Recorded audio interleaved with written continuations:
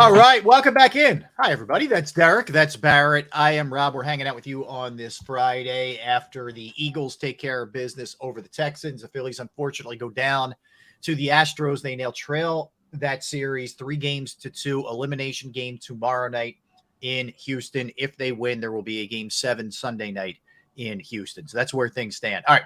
So we mentioned how our attention was split here throughout the course of the night last night. It was pretty wild, but I don't know if you guys got a chance to see this. So prior to the game, I'll let it breathe. Let's let it play out. This is Howie Roseman walking over to a group of fans.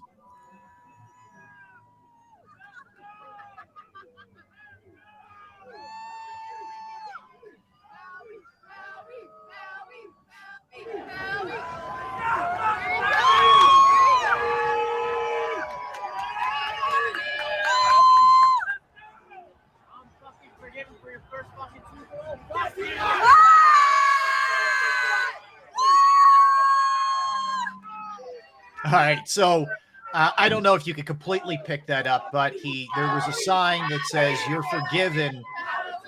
Essentially for some Howie, you are forgiven. You signed AJ Brown. For Whiteside, Aguilar, Rager. We know the misses from the past anyway. So essentially, if you couldn't understand it, Howie basically said, "I'm bleeping forgiving you. Your bleeping first Super Bowl bleep," and again, it's all said with a smile. He's saying it kind of in I guess, a good-natured way, and nobody seemed offended by it who he was saying it to. Now, interpret it any way you want to interpret it, but how he flexed it a little bit there, guys. Well, here's the way I see it. What Howie did last night was releasing years of frustration, because there were times when he wondered, no matter what I do, why can't I get a break, with this fan base in this city? Yep. I gave you a Super Bowl, and then 2 years later, it's still not enough. Right. And so, and I think human nature, I mean, would we feel the same way? My goodness, I just gave you guys something we never had before. Yep. We've erased that goose egg of being the only team in the NFC East that has never won a Super Bowl. And, here 2 years after the fact, I'm getting chastised again and lambasted again. Mm-hmm. What more do I have to do? I'm trying. There's a lot of teams in the NFL that never get to a Super Bowl. There's a lot of teams that have never won a Super Bowl. Buffalo's been to 4 back-to-back, never won one. So can I get a break here in some way, shape, or form? So that was him playfully releasing a lot of pent-up frustration from the past. But I will ask you guys this, because when we started the show today, a few minutes after the show, a good friend of mine who's in the NFL, and he will remain nameless. You guys know who I'm talking about. He posed a question to me, and I said, "That's a good question." And he said, "Should Howie be fined?" If it was a player, yes, it would be. If it was a coach, yes, they would be fined.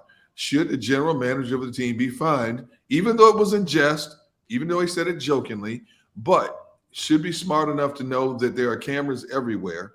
Should he be fined for saying what he said? I think he will be fined. I think the league will hold him to the same standard they hold players to. And you can't have you can't fine a player for going over there and doing that and jawing with a fan and not give it to Howie.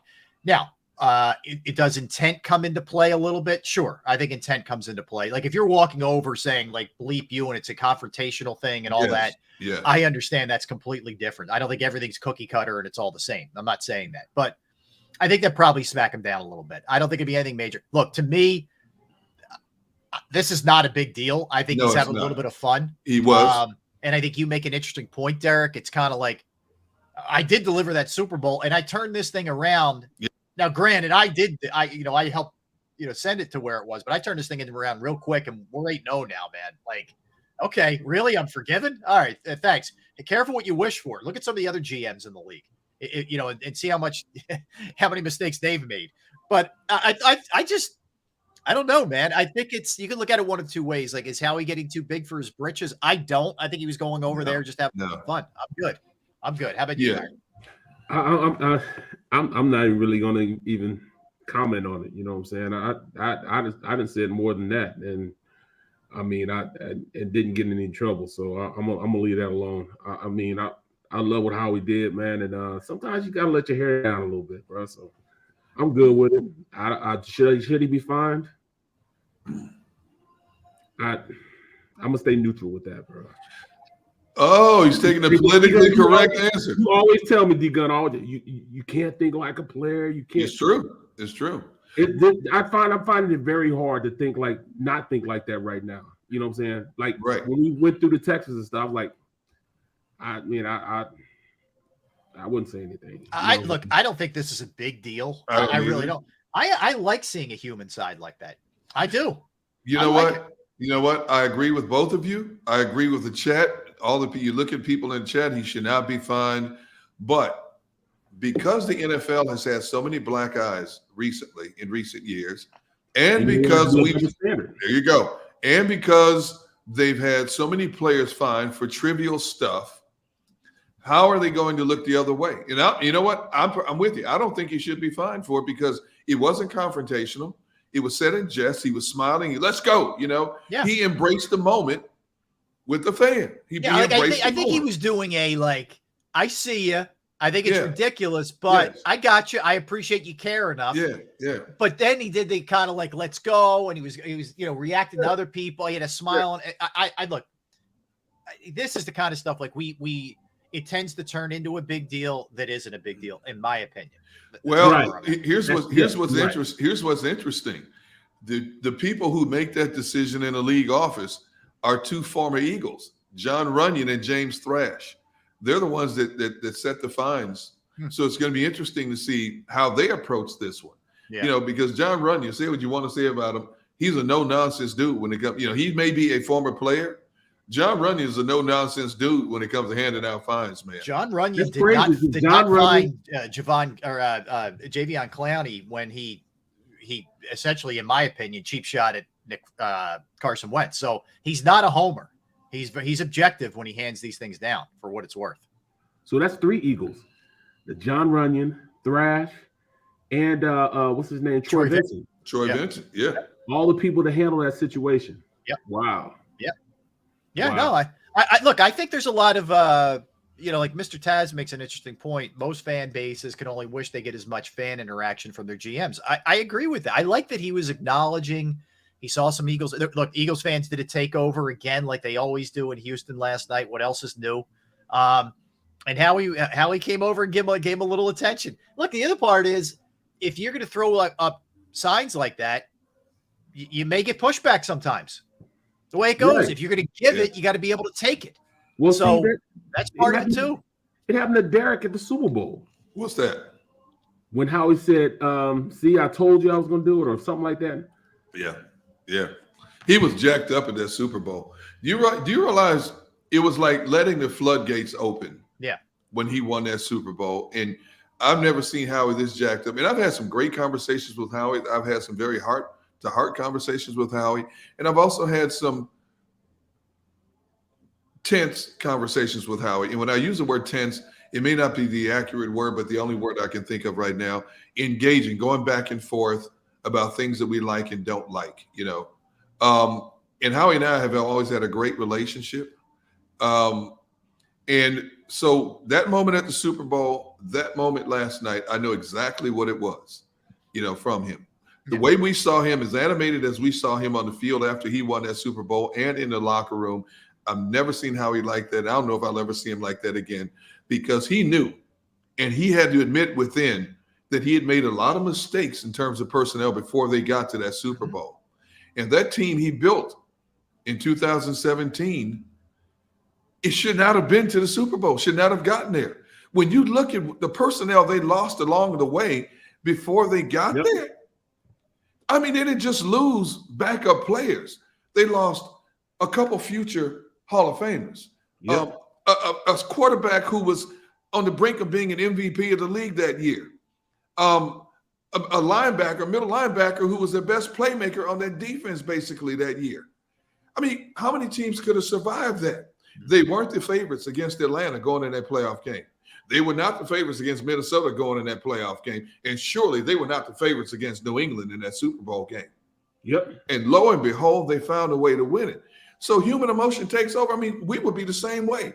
When you're constantly chastised for what you didn't do, very few people outside of your region believed in you during that playoff run, and you standing there at the end when it's all said and done in an exciting, tense-filled moment, all the emotions that have been pinned are going to come flooding out. I think two things, Derek. I concur with everything you just said, but people think this is an exact science. It's not. You know, there's going to be mistakes made, man. As much as we're, we talk about Donnell Pumphrey and Arcega-Whites and all that. Yes, they were mistakes, but you're not going to hit everything, and you're going to. So on one side of it, the fans need to understand that, and they do to an extent. But I think the other part is when you're a GM in a city like Philadelphia, you're going to catch heat no matter what happens, no matter what. And Howie knows that, but I think every once in a while he shows a human side, and he gave you a little human side there. I like that he's got some fire, man. He's not just a robot. I'm fine with it. Like I get more of a kick out of that video than I do, cringe or oh my God and what's he doing and all that. Like lighten up, honestly. Bro, how many GMs? I mean, we just fired a GM for one of our major sports. We're trying to fire another one in one of our major sports. That's the life of a GM in Philadelphia. Yes. That's just what it is, man. You got to go through it, man. I mean, the GM that drafted me, gone. You know what I'm saying? I mean, Howie has stood the test of time, man. You know what I'm saying? He's reached to me, he's reached a Kevin Colbert level. Mm-hmm. As far as what he's done. I don't agree with everything he does, but he has a method to his madness, and he sticks to his guns. If he messes up, he's now admitting when he messes up, which is which he didn't always do. Yeah. Great thing for him.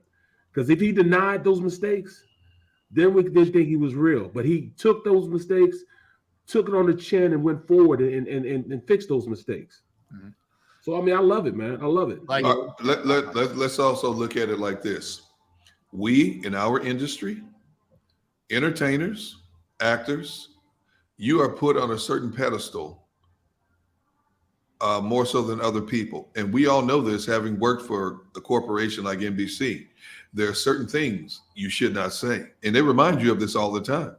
There's certain things you should not do. Barrett knows what I'm talking about. I'm trying to walk that line. I'm really trying. Okay, so think about it. You're the GM of one of only 32 entities in the most profitable professional sport conglomerate on the planet. There is a certain stature that you have to have. When you're out in public, even with your family, you can't be yourself. You have to be on at all times. The only time that you're allowed to let your hair down is when you're behind closed doors among close family and friends. That's it. Derek, you can't say it like don't say it like that because it's true. Why not? It's true. Because you're absolutely right now, and I can't fight that. Wait. Say that again. Yeah. Say it again. I want to hear that again. And I can't rebuttal that. Since you put it so eloquently, I can't. There's nothing I could do about that. There you go. There you go. So think about it. I mean, even us. When I'm out with my family, you can be you to a certain degree, but if somebody wants to confront you about something you said, or if they want to debate you, it happens all the time. When I'm at Wawa Mall, anywhere, when you're on this show, we'll think about this. It's like one of you just said yesterday. Somebody asked you the question and then I'll answer before they allow you to answer. Yeah, and you sit there going, "What do you want me to say? What else you want me to add to?"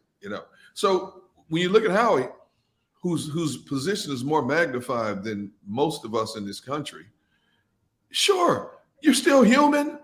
You get paid a 7-figure income. You make money that we'll never see, but you're still human. Yeah. You're still a person. You take more shots in life than anybody else because of what you do. Correct. Yep. So when that moment in time comes, when you tell the world, I did it, and you can never take this away from me, it's all right to be emotional like that. I'm fine. And I think he was having a little fun and maybe blowing off a little steam. All good. Zero issue. This is 2022 will bend and twist things into a pretzel. I'm not I'm not. I'm good as far as I'm concerned. I liked it. All right, let's talk about the game. So the Eagles win